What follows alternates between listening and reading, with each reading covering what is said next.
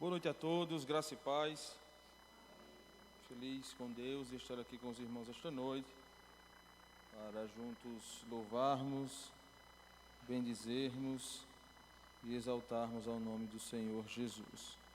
Queridos, abra sua Bíblia em Efésios, capítulo de número 6.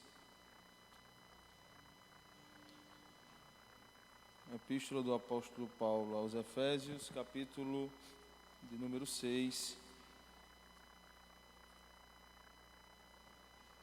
o versículo 1 em diante.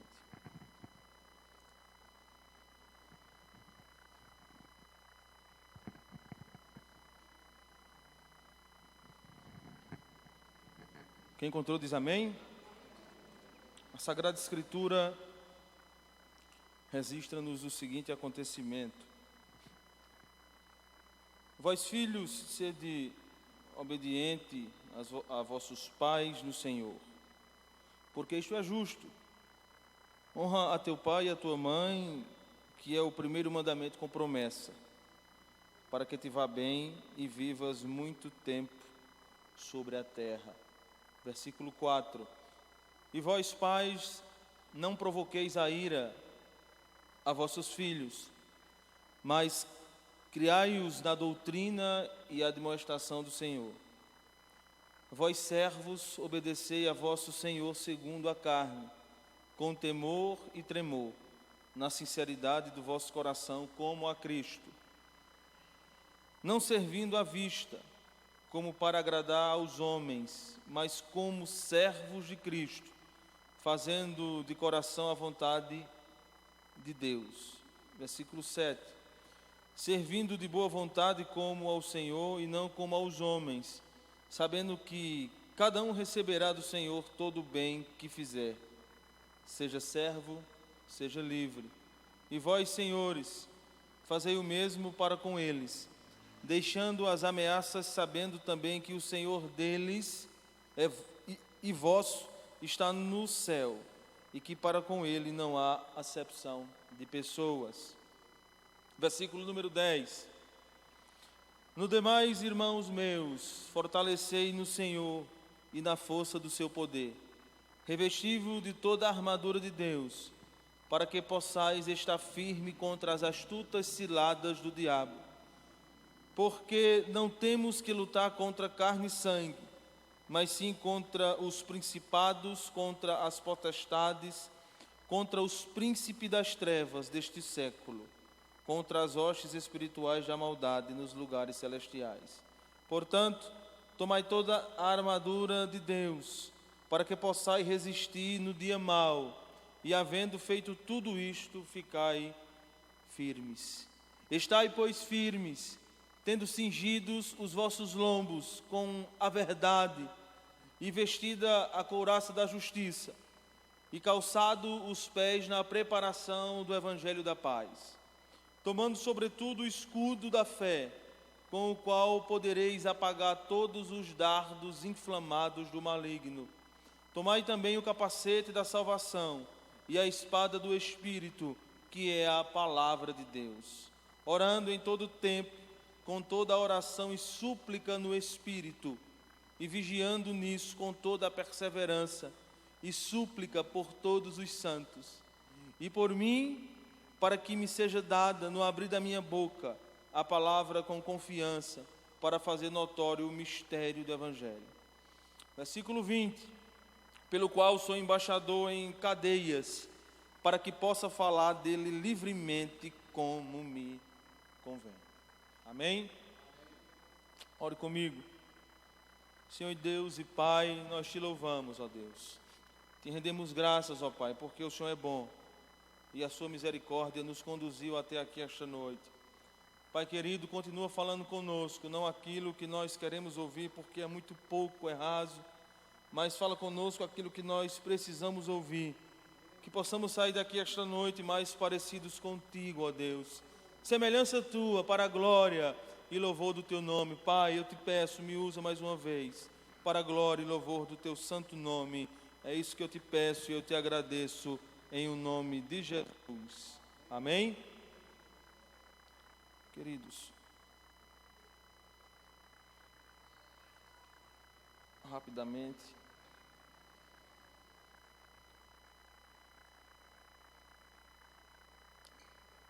nós iremos dar continuidade esta noite àquilo que, pela graça de Deus, já está sendo ministrado há algumas semanas, a carta do apóstolo Paulo àqueles que estão em Éfeso, e nós já estamos caminhando para o final dessa escritura. O capítulo de número 6, ele tem uma temática muito abrangente. Paulo, ele é muito sábio em suas palavras, e ele não poderia encerrar todo o contexto que ele falou sobre libertação, sobre tirarmos do império das trevas e nos transportar para o reino do Filho do seu amor, sem nos falarmos sobre alguns assuntos que nós discorreremos posteriormente. O capítulo é muito extenso, é um conteúdo muito singular, e nós iremos nos ater precisamente do versículo 10 ao versículo de número 20 do capítulo de número 6, aonde a Escritura fala sobre a armadura de Deus. Mas para a gente não perder o contexto geral, eu vou apenas introduzir o capítulo 6, do versículo 1 ao versículo de número 10. Se você entendeu, diga amém. O capítulo 6, Paulo, ele abre do versículo 1 ao versículo de número 10, falando sobre relacionamento, sobre comunhão. Paulo, ele vai falar sobre o nosso relacionamento na esfera familiar, como também o nosso relacionamento em uma esfera social, daquele que trabalha, da comunicação entre aquele que é patrão e aquele que é servo. E nós apenas falaremos o contexto daquele tempo para nós ganharmos tempo no assunto que é proposto. Mas no capítulo número 6, do versículo 1 ao versículo número 4, Paulo vai tratar do relacionamento de pais para com filhos e filhos para com os pais. O interessante é que Paulo, ele cita que a obediência aos pais é o primeiro mandamento com promessa. É o primeiro mandamento bíblico com promessa, ou seja, é algo condicional, é o mandamento da nossa obediência, da nossa honra aos nossos pais. Capítulo 6, o versículo 1 diz: Filhos, obedeça aos seus pais no Senhor, pois isso é justo. Versículo 2, ele diz: honra o teu pai e a tua mãe. Este é o primeiro mandamento com promessa. Interessante que esse movimento de uma pluralidade de verdades, ele se inicia no ano de 1960, quando surge um movimento chamado o movimento hippie, e se começa a questionar tudo: a autoridade de pais, a autoridade da família, e a partir daquele momento se tornou uma devastidade de problemas no seio familiar. E hoje nós nos encontramos naquilo que nós nos encontramos. Há um desrespeito tremendo sobre a paternidade do pai, da família, a autoridade paterna sobre os pais. Mas há princípios que, independente do tempo, Deus, ele não negocia. Independente se você cresce, se você se casa e sai da sua casa e vai viver com sua esposa, ou se você é ainda um filho que mora na casa do seu pai, nas quatro paredes, como assim podemos dizer, você deve respeito e honra àquele que lhe gerou, que lhe educou, que lhe admoestou e que sustentou você até um certo ponto. E Deus, ele não negocia certos princípios. Se você perguntar a alguém com uma certa experiência, que cresceu no Evangelho e que aqui deu fruto, você vai ver que esta pessoa tem um respeito singular pelo seu pai, tem uma admiração singular por ele. Independente se seu pai é crente ou não, se seu pai serve a Deus ou não, mas a honra, a obediência, a palavra do Senhor nos diz que ela deve ser devida, porque isto é justo. Mas Paulo, ele não para aí, ele também fala sobre a comunicação entre pais e filhos, partindo do pai para com o filho. Ele vai dizer: olha, filho, pais, vocês não irritem seus filhos, não levantem a ira dele, porque isso é perigoso. E aí a gente se questiona como um pai ele pode levantar a ira de um filho. E eu estava pesquisando sobre o assunto. Interessante que a gente é pai e às vezes a gente se coloca em determinadas situações. A gente fica no aspecto de vigilância. Será que eu estou levantando, ou suscitando, ou trazendo a ira do meu filho? E o interessante, se você entra por essa gama de pensamento, você vai ver que a gente pode levantar a ira dos nossos filhos. Eu, como pai, falo isso, querendo muitas vezes tirar dele aquilo que ele não pode me oferecer no momento, ou trazer uma impressão que sempre eu estou insatisfeito com aquilo que ele está produzindo. Eu nunca tenho uma palavra positiva para dar a ele, eu nunca tenho um muito obrigado, porque talvez eu estou numa patente superior a dele, e eu sempre tenho que mostrar a ele que eu sou maior, que eu que mando, e isso pode trazer uma mágoa futura dele, e aí pode tentar trazer uma imagem de ira de pais para com os filhos. Mas adiantando o assunto, do versículo 4 em diante, Paulo, ele vai nos tratar sobre um relacionamento entre aquele que é patrão e aquele que é trabalhador nos dias de hoje. O interessante é que, naquele tempo, quando Paulo escreve aquela carta, o povo romano vivia sobre um regime chamado pater posteta, que era uma regra romana. Você tem uma ideia de como funcionava naquele tempo? Que o escravo, o trabalhador, ele devia não só o seu trabalho ao seu senhor, mas ele devia a sua vida, a sua história. Ele devia tudo aquilo que ele tinha e que não tinha. O escravo não era um ser humano. O escravo, o trabalhador, era visto como um objeto, como alguém que era um objeto que andava, mas ele não tinha vontade própria. Era alguém que tinha muitos deveres, mas nenhum direito. Ele tinha o dever de trabalhar, de obediência, de honrar o seu patrão. Ele tinha o dever de dar tudo e todos, mas não tinha direito a nada. Imagine a confusão quando, entre aspas, a confusão que eu digo, quando o evangelho chega naquela situação.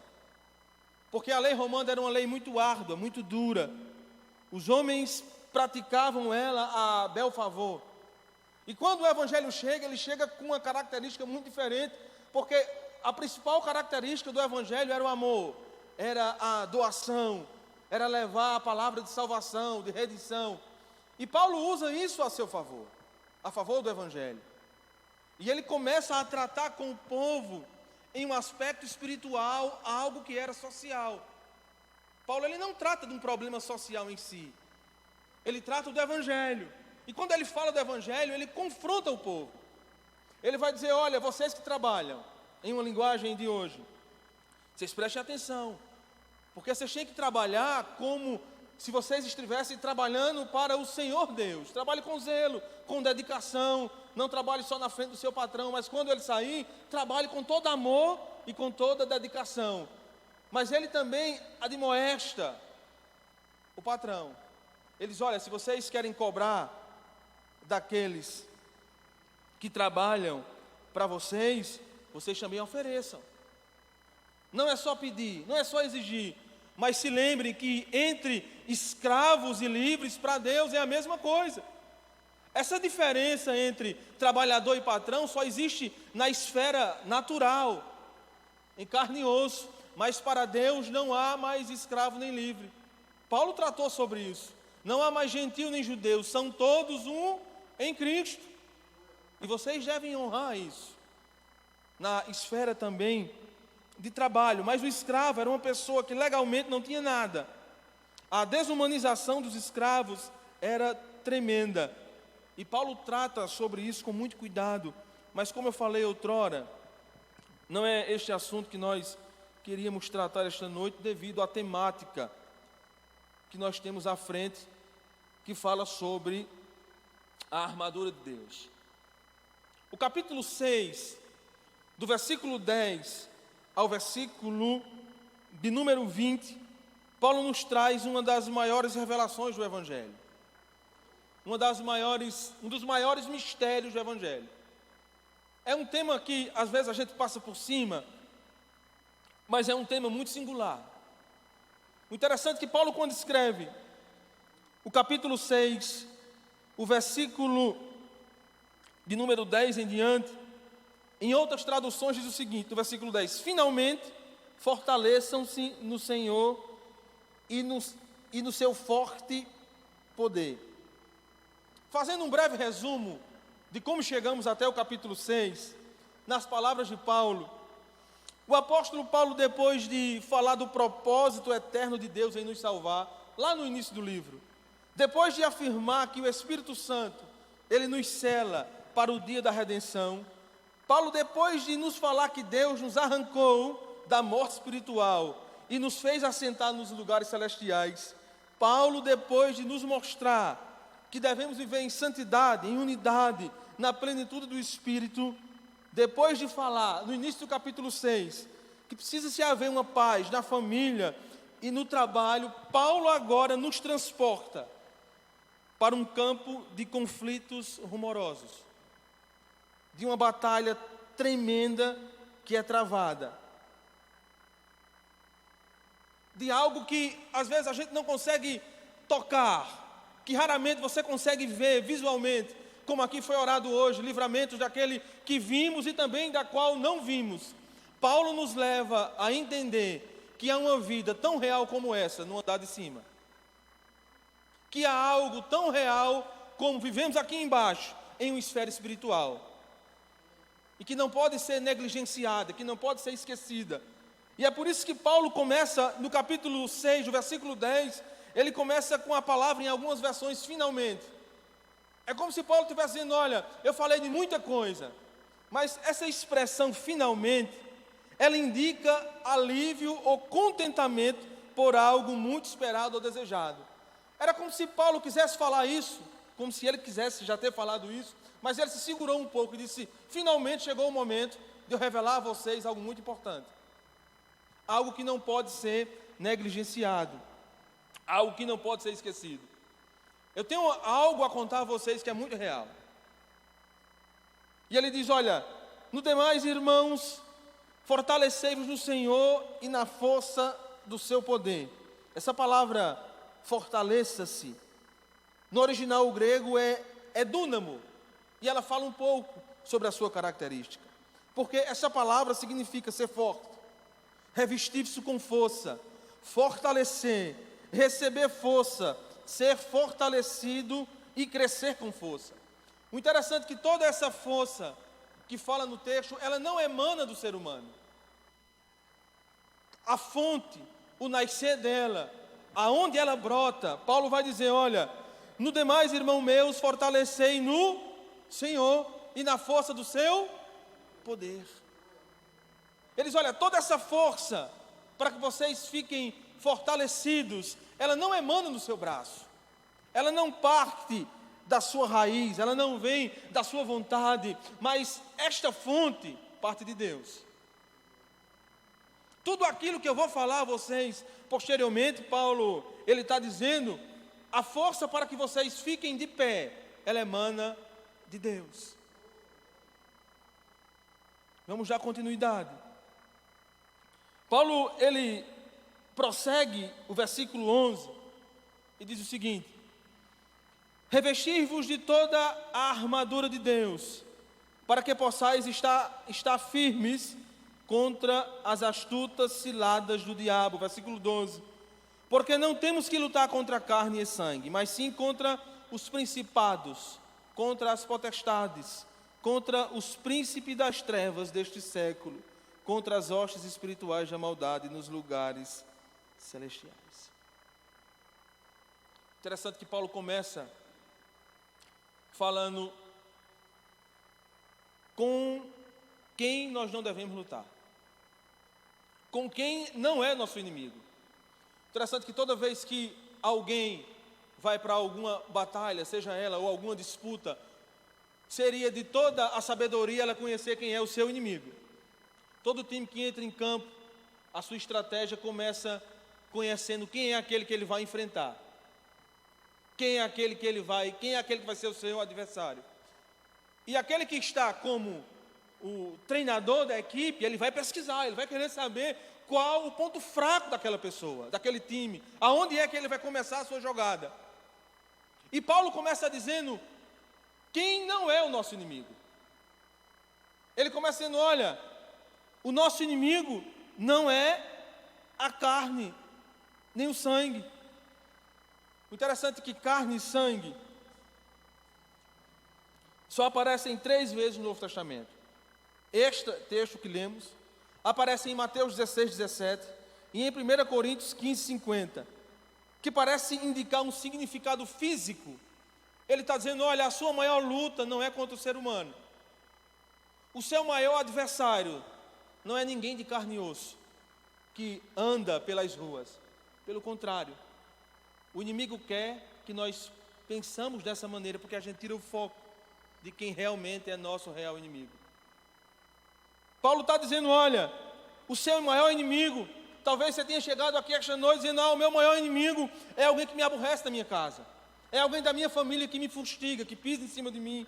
O meu maior inimigo no momento está sendo o meu relacionamento, o meu vizinho, o meu trabalho, aquele que me rodeia, o meu próximo. Mas se você pensar dessa maneira, você está indo em contra ao que o Evangelho diz, porque ele manda a gente amar o nosso próximo. E quando a gente tem isso em mente, mesmo que pessoas sejam agentes usadas contra nós, mesmo assim essa pessoa não é o nosso maior adversário. Não é contra aquela pessoa que nós devemos lutar.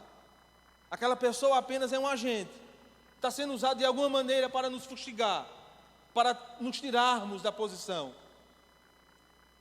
E talvez você pergunte, mas afinal de contas, com quem é a nossa luta? E eu digo categoricamente, contra o diabo. E é um perigo muito grande aqui. Quando nós falamos sobre o nosso maior inimigo, as pessoas costumam usar 2 extremos. E você notoriamente vai lembrar disso. O primeiro extremo é subestimar o inimigo. Quem já conheceu alguma história de um time que tinha tudo para ganhar, mas entrou em campo que muitos dizem de salto alto? Chegou lá e passou estreito. Foi vergonhoso, ele perdeu. Porque subestimou o inimigo. E há pessoas que negam a existência do diabo. Desconhecem o seu poder, as suas armas, os seus agentes e a sua estratégia. E acham que apenas é uma lenda, uma história passada. Que ele não tem mais atuação no presente. Há pessoas também que se acham o supercrente da história e acham que com o seu superpoder de supercrente, ele imagina que o diabo é um cachorro magricela, desnutrido, que você sai na porta, bate o pé, vai embora, e ele vai embora. Normalmente, essas pessoas mais na frente veem que o diabo é muito perigoso. Há uma definição que eu gosto muito de usar, que diz que o diabo é mais perigoso na sua sutileza do que na sua ferocidade. Tem aquela pessoa que você não dá nada por ela, que quando você descobre alguma coisa, você diz, meu Deus, como essa pessoa age dessa maneira? A sua característica não mostrava isso. E às vezes o diabo chega tão sutil que a gente nem percebe. Quando a gente vai ver lá na frente, meu Deus. Mas há outro extremo disso. Se há pessoas que subestimam a ação do inimigo, há pessoas que superestimam a ação dele. Há pessoas que acham que tudo é ele. Se o pneu do carro furou é ele, se, sei lá, faltou energia é ele, se deu um problema na impressora, naquela agonia é ele. Colocam toda a autoridade e poder a ele. Embora ele ruja como um leão, que ele não é um leão, mas é como um leão, porque nós sabemos que só há um, é o leão da tribo de Judá. Mas ele tenta imitar, o rugido dele, ele tenta enganar. Mas há pessoas que acreditam tudo a ele. Você deve conhecer uma pessoa que tudo diz que é o inimigo, né? Tem um amigo, ele é meu amigo, e às vezes a gente marcava alguma coisa e, cadê você, cara? Ele dizia, rapaz, O inimigo entrou na minha impressora aqui, eu imprimi um boleto, não saiu nada, o inimigo está aqui. E aí, a gente marcava outro encontro, falava, cadê você, rapaz? Esse é o inimigo, furou o pneu do meu carro, o inimigo ficou na frente da minha casa e não deixou eu sair com o carro. E aí a gente começa a pensar, mas será que é o inimigo mesmo? A gente não pode confundir obras satânicas com obras da carne, que é outro assunto posterior. Há coisas que são naturais, que predominam de uma existência pecaminosa do homem. Você adoece, o pneu do carro fura, né? O carro se quebra, às vezes a gente não tem o devido cuidado de levar para a revisão, e o inimigo não tem nada a ver com isso. Se há pessoas que subestimam, há pessoas que superestimam. Mas eu gostaria, e é isso que Paulo ele começa a tratar, do versículo 10, 11, 12, 13, com quem verdadeiramente é a nossa luta. Uma vez eu estava num culto e que estava pregando era uma mulher, e eu achei extraordinário o que ela disse. Ela disse, olha, quando entendermos que a nossa luta não começa aqui, a gente já deu um grande passo para vencer. Que a nossa luta, primeiramente, é uma luta espiritual. A nossa luta tem um líder, denominado de o diabo. Mas nosso inimigo ele tem muitos nomes, e cada um mostra uma característica dele. A Bíblia chama-o de alguns, diabo, Satanás, Lúcifer, antiga serpente, dragão, Belzebu, Apolion, Abadom, inimigo, acusador, tentador, maligno, pai da mentira, assassino, Deus desse século, príncipe da potestade do ar. Seu currículo é sangrento, extenso e terrível. E nós não podemos subestimar ele. É por isso que Paulo nos leva a entender um pouco contra quem nós estamos, com quem nós estamos enfrentando. Paulo deixa claro, do versículo 10, 11, 12 e 13, que há uma escala de poderes que são bem organizados, são bem meticulosos. Paulo cita, preste atenção, principados, poderios, príncipes deste mundo de trevas e exércitos espirituais do mal. Existe uma cadeia de comando. Líderes e liderados, aqueles que dão ordem e aqueles que a executam. Existe um autor, Francis, que diz o seguinte, abre aspas, há um mundo invisível, real, entretanto que são as regiões celestiais, como também há um mundo visível, palpável, tangível, onde eu e você moramos, onde você está fisicamente atuando, onde você ouve, fala, toca, sente, escuta. Ele compara essas duas vivências como um prédio de um andar, onde há um andar de baixo, o térreo, e um andar de cima. O andar de cima seria povoado por seres espirituais, sejam anjos de Deus ou agentes do inimigo. E tudo aquilo que nós passamos, ou quase tudo aquilo que nós passamos ou enfrentamos em guerras espirituais, ele começa de cima para baixo. Do mundo da qual nós não vemos, para o mundo a qual nós estamos situados, com o mundo a qual nós estamos vivendo. Eu vou citar um texto que reflete um pouco do que o Senhor fez por nós. Lucas, se você quiser abrir, Lucas capítulo 11, versículo 21 ao versículo de número 23. Você vai entender que nesta guerra não há uma região neutra. Nesta guerra não há banco de reserva. Nem você é titular, nem você vai... Você ou está atuando ou você não está atuando. Lucas capítulo 11, versículo 21 a 23 diz o seguinte: quando um homem forte, que é o diabo, bem armado, guarda sua casa, seus bens estão seguros. E ele continua dizendo, mas quando alguém mais forte, que é Jesus, o ataca e vence, tira-lhe a armadura em que confiava e divide os despojos. Aquele que não está comigo é contra mim, e aquele que comigo não ajunta espalha. Diga amém. A palavra diz que existia um homem forte, que era o diabo. Mas ele só foi forte até quando se encontrou com o mais forte, que é Jesus.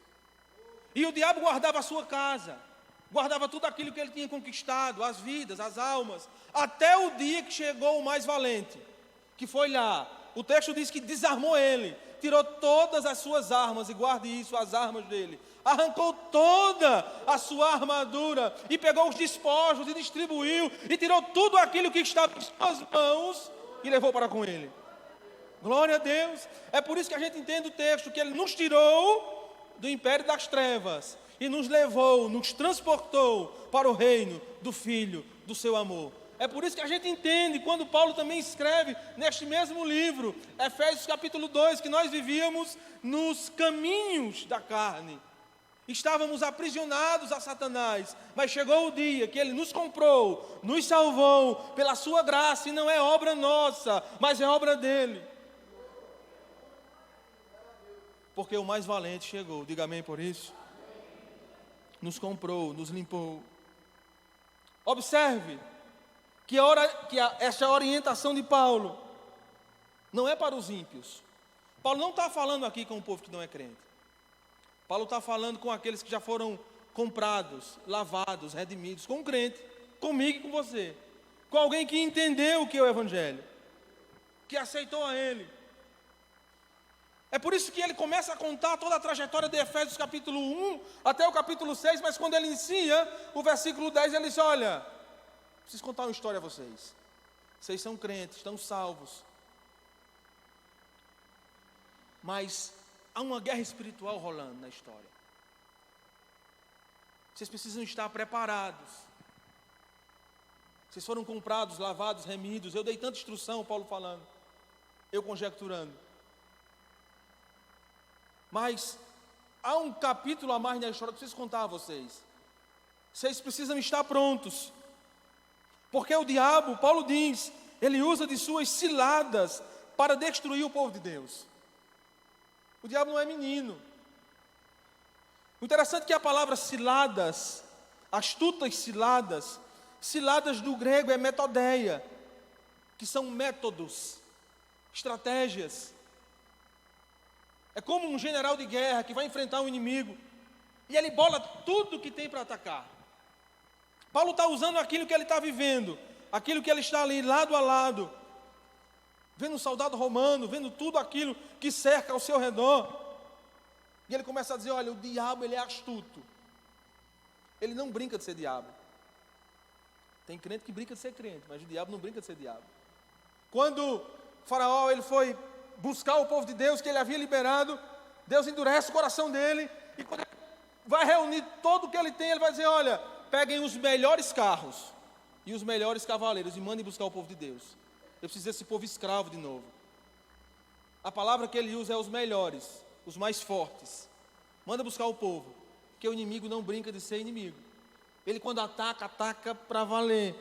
E é por isso que Paulo trata isso com uma singeleza, com um cuidado, para que a gente valorize realmente aquilo que ele está escrevendo. E se a gente parar para pensar, se você fosse um general de guerra, alguém que quisesse montar um ataque, aonde você usaria os seus melhores soldados? No inimigo mais fraco ou no inimigo mais forte? Imagine um inimigo tentando atacar alguém, e aí ele tem comandos para dar, e aí ele tem os seus melhores soldados. Será que ele vai mandar os seus melhores soldados para o prostíbulo, para o bar da esquina, para a roda dos escarnecedores? Ou ele vai mandar os seus melhores soldados para fustigar o povo de Deus? O diabo planta ciladas contra a igreja do Senhor. Ele não brinca, ele investe pesado. O diabo é como uma serpente, que Isaías já falava. Quem já matou uma cobra com um calcanhar? A gente pisa nela, mas ela morre. Ela continua assim, se mexendo, causando medo. A gente diz: essa cobra não morre. Da mesma maneira é o inimigo, é o diabo. Foi pisado, está vencido, mas o que ele puder causar de estrago, ele ainda vai continuar se contorcendo. E é por isso que a gente precisa ter muito cuidado. Quem aqui já assistiu aqueles canais fechados de Animal Planet? Que fala, né, aqueles leões bonitos. Um dia eu estava assistindo. Eles dizendo, olha, o leão da sua maior rugida não é quando ele está comendo a presa, é quando ele quer comer a presa. A presa está lá, bem guardada, com medo, e ele começa a rugir alto, para que a presa se assuste e saia. E quando a presa sai, ele astutamente, rapidamente, silenciosamente vai lá e traga ela. Abocanha ela. E muitas vezes o inimigo usa a mesma estratégia. Ele causa alvoroço para tirar a gente do lugar, para tirar a gente da posição, para que a gente abra uma brecha, para que a gente abra uma estreita, para que ele entre e cause estrago. Mas Paulo nos leva, nos admoesta para essa verdade. 2 Coríntios capítulo 4, versículo 4. Ainda tratando sobre a atuação dele, diz, nos quais o Deus desse século cegou o entendimento dos incrédulos, para que eles não resplandeçam a luz do Evangelho, da glória de Cristo, que é a imagem de Deus. 2 Coríntios 4, 4. Você quer uma prova que o inimigo atua no entendimento do ser humano? Pega alguém muito inteligente, de conhecimento humano extraordinário. O cara entende de tudo, de tudo que é lei, de tudo que é física, química, entende de tudo. Mas sente com ele e tenta explicar João 3,16. Ele vai dizer, não estou entendendo. O que é que ele quis dizer com isso? Ele não entende algo lógico. Porque Deus amou o mundo de tal maneira que deu seu único Filho unigênito para que todo aquele que nele crê não pereça, mas tenha vida eterna. Ele não consegue raciocinar isso, ele não entende. Mas se você pegar qualquer outro assunto, ele entende. Ele argumenta, ele explica, ele dá aula sobre isso. Mas quando você pega uma coisa básica, simples, ele não entende. É por isso que quando a gente vem para a igreja, irmãos, a gente deve orar. Dizer, Deus, toma a frente do culto. Trabalha no coração daqueles que estão visitando a igreja. Porque há uma guerra espiritual acontecendo. E a gente nem percebe. É o pastor pregando, é o presbítero ministrando louvor, e o inimigo lá tirando aquilo que é ministrado no coração, indo lá e arrancando, para que o homem não entenda e não se alimente. Porque esse é o papel dele. Uma vez eu escutei uma frase muito forte. Uma vez um pastor disse, olha, a gente pode até se atrasar para ir para a igreja, mas o diabo não. Não é forte, irmão? É muito forte. A gente pode até se atrasar, mas ele não, porque é o papel dele evitar que essa semente seja plantada. É por isso que é de nós que devemos orar. Dizer, Deus, vá lá, convença. Plante a semente na vida daquele irmão, porque o diabo, ele põe cilada contra a igreja, ele põe dificuldade, ele furta a palavra semeada no coração. Mateus 13:19. Ele coloca dúvidas sobre a palavra de Deus. Gênesis 3, versículo 1 ao versículo 5. Lembra que quando Adão e Eva, eles caem, a conversa da serpente com Eva, Eva, está de brincadeira. Não foi isso que ele disse, não. Você tem certeza que ele disse isso? E aí Eva foi na lábia. O inimigo tenta tirar aquela promessa que Deus nos prometeu. Foi isso que ele fez com Eva, diminuindo tudo aquilo que Deus tinha dito, foi tirando do coração dela, colocando dúvida na palavra de Deus. Ele gera insatisfação. E nós podemos lembrar a história de Eva, do filho pródigo, de Ananias e Safira. Ele semeia o joio no meio do trigo. Há pessoas que ele implanta no nosso meio para propagar mentiras, inverdades, dissensões. É por isso que a gente precisa estar armado, bem preparado com a palavra de Deus. Ele tem ingerência na mente dos crentes. Ele induz do crente, irmão. Quer uma prova disso? Pedro, quando está do lado de Jesus, então Pedro, chamando-o à parte, começou a repreendê-lo, dizendo: nunca, Senhor, isso nunca te acontecerá. Jesus virou-se e disse a Pedro: para trás de mim, Satanás, você é uma pedra de tropeço para mim, e não pensa nas coisas de Deus, mas nas dos homens. Jesus não está dizendo que Pedro está possuído. Jesus está dizendo que de alguma maneira o inimigo ingeriu a mente dele, usou a boca dele. É por isso que precisamos estar vigilantes. Ele flagela quem não perdoa. Mateus 18:34, se você quiser ir notando posteriormente, você confere. Ele engana os que se entregam à mentira e mania de grandeza. Ele resiste às orações, Daniel 10. Ele resiste ao avanço da obra missionária, 1 Tessalonicenses 2:18. Ele engana, irmão, por falsos milagres. A pessoa é curada, mas o propósito é outro. E é tema de outro assunto.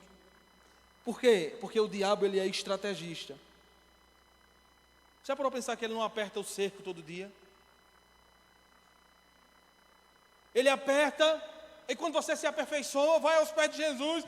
Jesus, me dá estratégia. Você vence e ele volta. Mas não pense que ele esqueceu. Ele vai bolar outra estratégia para voltar. Lembra quando ele tentou a Jesus? O texto diz: e se afastou por um tempo determinado. Mas ele voltou novamente. E usou todas as maneiras para impedir de Jesus chegar à cruz. Porque uma das suas estratégias é que ele é insistente. Ele insiste, persiste, ele investe. Lucas 4:13 diz que o diabo deixou Jesus até um momento oportuno. Lembra de Sansão, de Davi, de Uzias? Eles tiveram grandes vitórias, mas o diabo mudou a estratégia.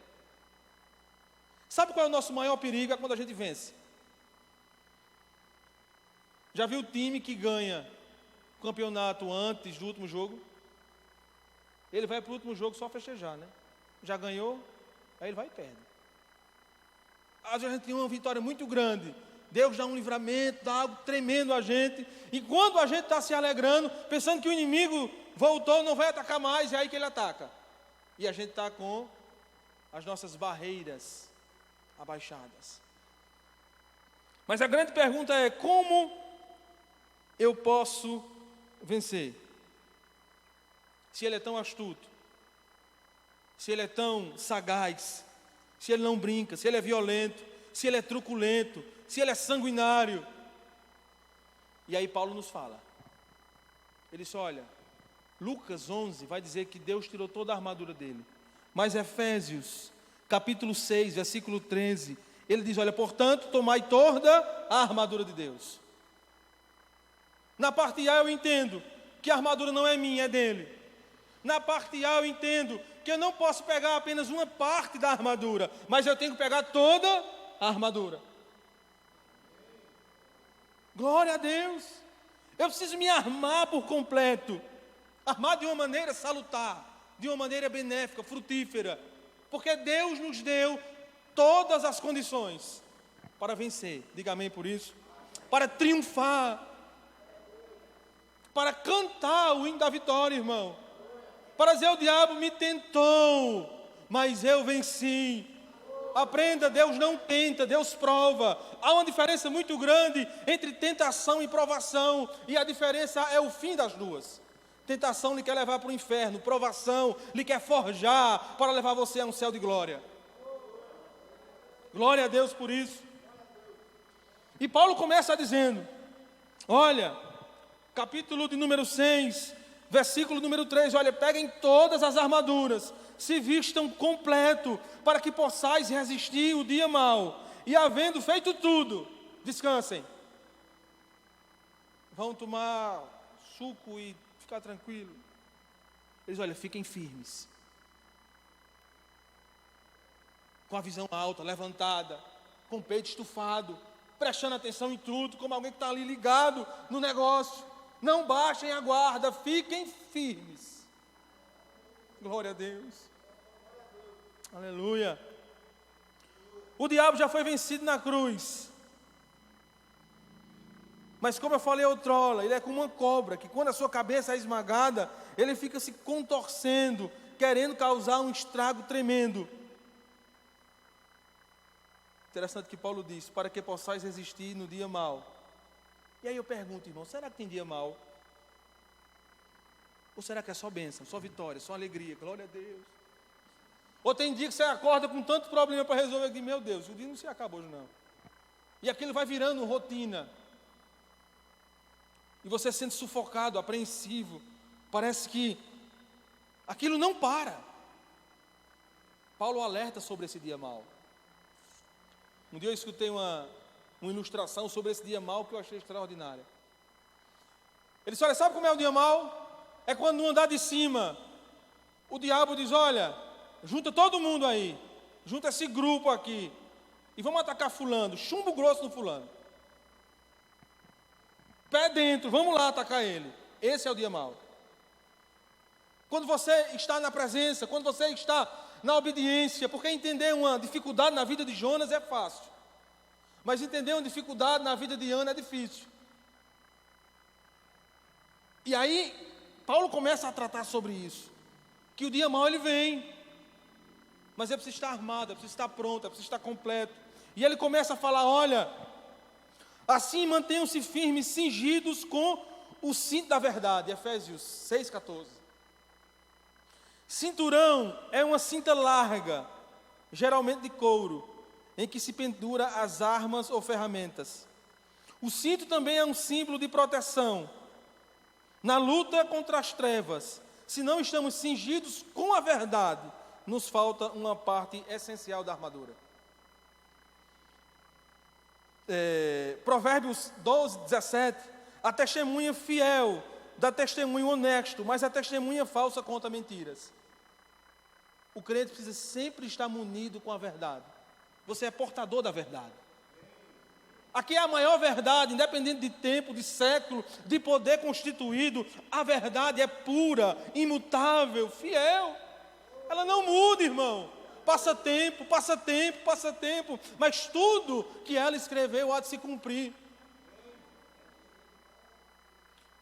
Paulo também nos leva, ainda no versículo 14, dizendo, vestindo a couraça da justiça.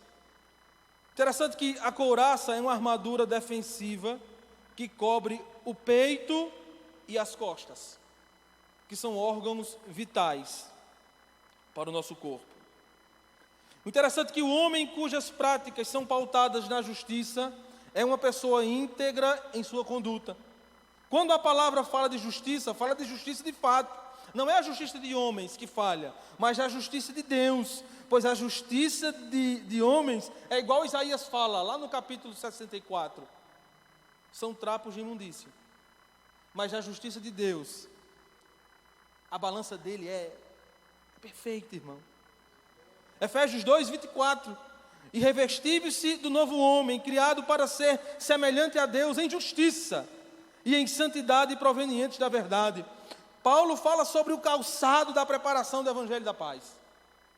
Observe que Paulo está armando o soldado.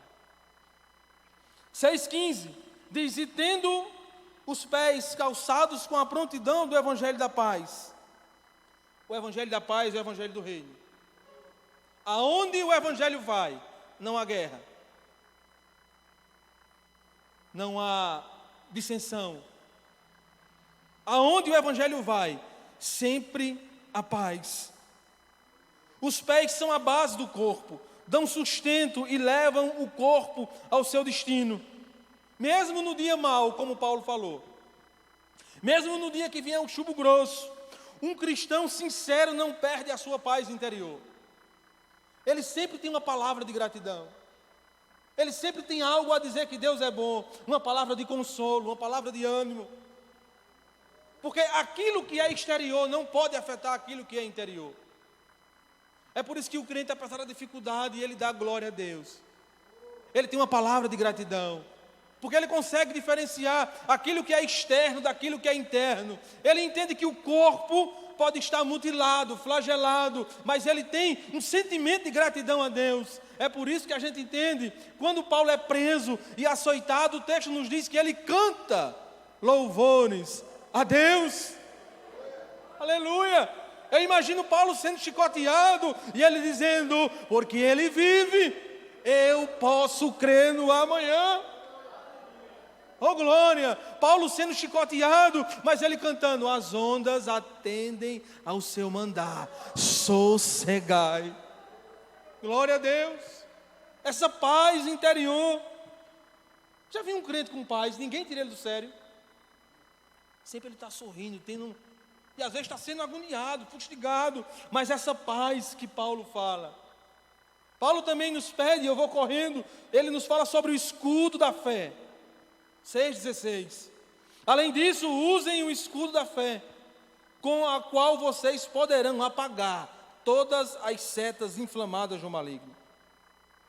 O escudo a qual o apóstolo Paulo se refere era um escudo romano, grande e quadrado, e ele cobria praticamente todo o soldado romano, dificultando ainda mais a vida do seu adversário. Interessante que a fé que Paulo se refere não é uma fé humana. Muitas pessoas confundem fé com um pensamento positivo. Vai dar certo, vai dar certo. Mas não é isso. A fé que Paulo se refere é uma fé salvífica, onde a soberania de Deus jamais será perturbada em nossas vidas, não importa quão difíceis as coisas estejam. É a fé que brota no nosso coração, que diz: olha, você é um salvo. Há uma coroa que lhe é aguardada no final de toda essa tribulação. E é por isso que quando a dificuldade vem, use o escudo da sua fé, porque o inimigo vai lançar dardos inflamados. Mas se você está levantado com o escudo da fé, com a palavra de Deus, você vai dizer: olha, eu sou um salvo, eu sou um remido, eu sou um lavado, sai para lá.